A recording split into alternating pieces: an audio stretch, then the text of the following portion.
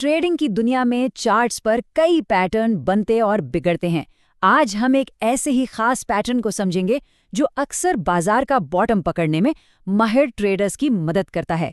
चलिए शुरू करते हैं।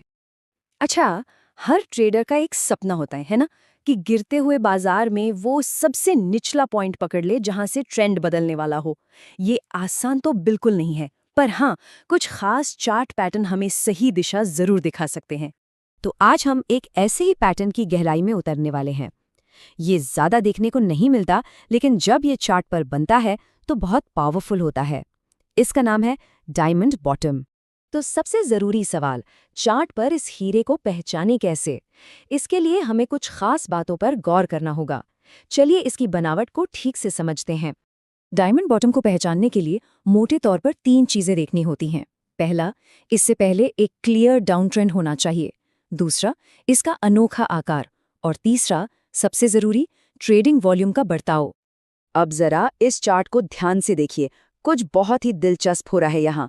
आप देख सकते हैं कि कीमतें कैसे एक गिरावट के बाद इस डायमंड जैसे शेप में फंस गई हैं। ये हमारा पहला और सबसे बड़ा संकेत है।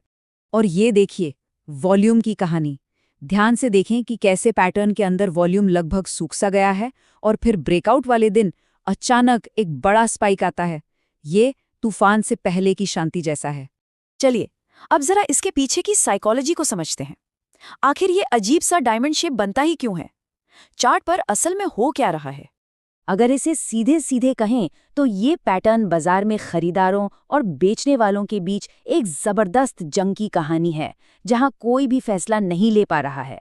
पहले आधे हिस्से में तो जबरदस्त लड़ाई चल रही है, जहां रेंज चौड़ी होती जाती है।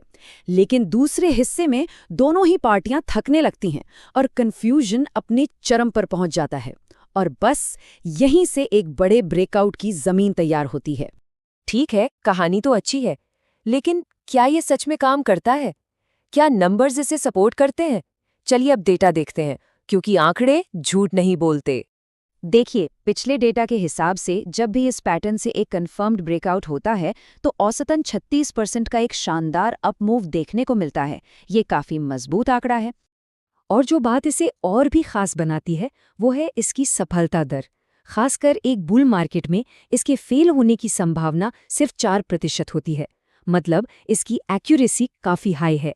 लेकिन हाँ, एक बात का ध्यान रखना बेहद जरूरी है। आधे से ज्यादा मामलों में ब्रेकआउट के बाद कीमत वापस अपने ब्रेकआउट लेवल को रीटेस्ट करने के लिए आती है। इसे थ्रोबैक कहते हैं। यह अक्सर कमजोर हाथों को बाजार से बाहर निकालने के लिए होता है।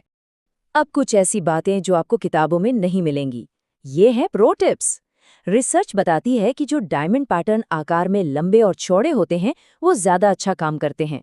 और अगर ब्रेकआउट साल के सबसे निचले स्तर के पास हो तो सफलता की संभावना और भी बढ़ जाती है। तो एक एक्सपीरियंस वाला ट्रेडर इससे ट्रेड कैसे करेगा? देखिए, ये सब कुछ सब्र रखने और खतरे के संकेतों को वक्त पर पहचानने का खेल है। ट्रेडिंग का सबसे बड़ा और सुनहरा नियम, इंतजार करो। जब तक कीमत डायमंड की ऊपरी बाउंड्री के ऊपर मजबूती से बंद ना हो जाए, ये पैटर्न कंफर्म नहीं है। भूल कर भी जल्दी में एंट्री मत लेना। अब मान लीजिए ब्रेकआउट हो भी गया, तो भी सफलता की कोई गारंटी नहीं है। इसीलिए हमेशा बड़ी तस्वीर देखना बहुत बहुत जरूरी है। ये चार्ट देखिए, ये एक फेल ब्रेकआउट का बेहतरीन उदाहरण है। ब्रेकआउट तो हुआ, लेकिन ये सीधे पिछले प्राइस लेवल पर बैठे सेलर्स की दीवार से जा टकराया। याद रखिए, कॉन्टेक्स्ट ही सब कुछ है। तो आखिर में हमारी ट्रेडिंग चेकलिस्ट क्या होनी चाहिए? पहला, धैर्य रखो और कंफर्मेशन का इंतजार करो।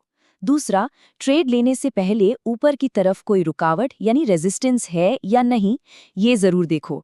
और तीसरा, सबसे जरूरी, ट्रेड में घुसने से पहले निकलने का प्लान तैयार रखो। तो क्या ये पैटर्न सच में कोयले की खान में मिला हीरा है, या सिर्फ एक बेकार पत्थर जो हमें धोखा दे सकता है? देखिए, फर्क हमेशा बारीकियों में ही होता है। ये पैटर्न सिर्फ एक नक्शा है, मंजिल नहीं। एक मास्टर ट्रेडर इस नक्शे को हमेशा वॉल्यूम, कॉन्टेक्स्ट और ब्रेकआउट की मजबूती के साथ कंफर्म करने के बाद ही अपना अगला कदम उठाता है।